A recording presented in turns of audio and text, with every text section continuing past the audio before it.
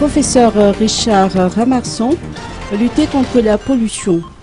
Si l'État met en place des directives et des textes de loi pour limiter les émissions de gaz, la qualité de l'air va s'améliorer, a expliqué le professeur Richard Ramarson ce matin à Timazaz lors d'une conférence de presse. En effet, les particules fines qui sont en suspension dans l'air sont les plus dangereuses parmi les polluants car elles peuvent atteindre les alvéoles et passer dans le sang. Avec des guides et des informations scientifiques précises, l'État peut prendre des mesures dans le domaine, a expliqué le professeur. Richard Ramarson a continué que la science a pour rôle d'éclaircir les donneurs d'ordre pour qu'ils puissent prendre des mesures pour la qualité de l'air.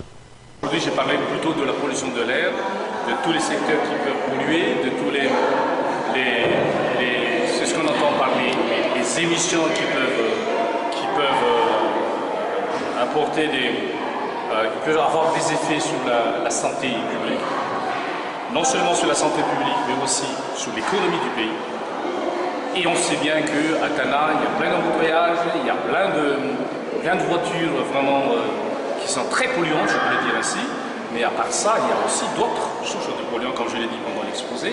C'est pas seulement les voitures, mais l'agriculture peut apporter aussi sa contribution à la pollution. Particules fines qui sont les plus importantes, c'est les particules fines qui sont des particules solides, liquides en suspension de l'air qui peuvent atteindre nos alvéoles. Donc si ces particules fines-là sont préconisées, les limites sont préconisées par l'OMS, permettent peut-être de revoir un peu au niveau de la réalité classée dans les 218e places parmi les plus polluées, d'adopter une certaine orientation scientifique et d'études d'impact diagnostic sur la santé et d'apporter aussi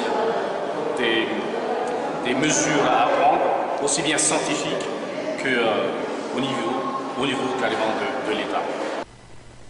Il serait donc judicieux de se pencher sur cette pollution de l'air pour préserver la santé publique, la santé étant un paramètre essentiel pour un développement économique stable.